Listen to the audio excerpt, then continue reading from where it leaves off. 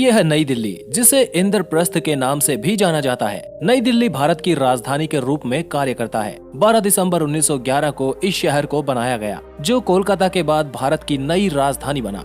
नई दिल्ली आज 42.7 वर्ग किलोमीटर के इलाके में विस्तृत है। जनसंख्या की बात करें तो यहाँ 2011 में अंतिम जनगणना हुई थी, जिसमें दिल्ली की जनसंख्या लगभग 2.5 लाख लोगों के आसपास पाई गई। जनसंख्या और क्षेत्रफल का अनुपात निकाल कर देखें तो यहाँ 5900 व्यक्ति प्रति वर्ग किलोमीटर का जनसंख्या घनत्व पाया जाता है। वैसे तो सिर्फ नई दिल्ली ही भारत की राजधानी है, लेकिन नई दिल्ली और पुरानी दिल्ली दोनों को ही लोग भारत की राजधानी मानते हैं। यहाँ की साक्षरता की बात करें तो यहाँ की 89% आबादी पढ़ी लिखी है। भाषाओं की बात करें तो यहाँ सबसे ज्यादा हिंदी बोलने वाले लोग रहते हैं, लेकिन अंग्रेजी यहाँ की आधिकारिक भाषा है। इंस्टीट्यूशनल कामों में यहाँ इंग्लिश का ही प्रयोग किया जाता है। धर्म के आधार पर जनसंख्या के आंकड़े देखें तो यहाँ 89% के आसपास ही हिंदू धर्म को मानने वाले लोग रहते हैं। इसके बाद 4.5% मुस्लिम, 3% ईसाई और 2% के आसपास सिख धर्म को मानने वाले लोग रहते हैं। दिल्ली की अधिकांश कामकाजी आबादी व्यापार, वित्त, सार्वजनिक प्रशासन, पेशेवर सेवाओं और विभिन्न सामुदायिक, व्यक्तिगत और सामाजिक सेवाओं में लगी हुई है।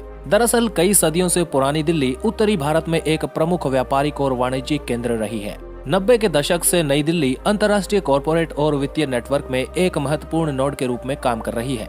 20वीं सदी की शुरुआत में यहाँ मशीनी उद्योगों का काफी बढ़ता चलन देखा गया। हाल ही में इलेक्ट्रॉनिक्स, इंजीनियरिंग का सामान, ऑटोमोबाइल पार्ट्स जैसी कई चीजें विनिर्माण क्षेत्र में बढ़ती चली गई। दिल्ली लंबे समय से हाथ की कारीगरी की वजह से भी जाना जाता है, जैसे हाथी के दांतों की नक्काशी और पेंटिंग। राष्ट्रीय राजधानी होने की वजह से यहाँ इंडस्ट्रीज, फाइनेंस, बैंकिंग और थोक व्यापार में काफी ज्यादा नाम कमाया है। ये शहर भारतीय रिजर्व बैंक और भारतीय स्टेट बैंक के कई संस्थानों का क्षेत्रीय कार्यालय मुख्यालय है। दिल्ली कई सारी बड़ी कंपनियों और स्टॉक एक्सचेंज का घर है। ये शहर लंबे समय से उत्तर भारत के अधिकांश हिस्सों के लिए एक प्रमुख वितरण केंद्र के रूप में काम करता रहा है, जिसमें व्यापार का एक बड़ा हिस्सा पुरानी दिल्ली क्षेत्र के भीतर से होता है। यहाँ पे अलग अलग सेक्टर्स में काफी सारी इंडस्ट्रीज हैं, जिनको फैसिलिटेट करने के लिए दिल्ली में ट्रांसपोर्ट की सुविधाएं काफी अच्छी हैं। नई दिल्ली में सड़कों का नेटवर्क बहुत बड़ा है। दिल्ली शहर सभी राज्यों और आसपास के बड़े बड़े शहरों से जुड़ा हुआ है। भारत के कुछ प्रमुख राष्ट्रीय राजमार्ग भी नई दिल्ली से होकर गुजरते हैं। नेशनल हाईवे नंबर 1 दिल्ली को अंबाला से, नेशनल हाईवे 2 दिल्ली को कोलकाता से, नेशनल हाईवे नंबर 8 दिल्ली को मुंबई से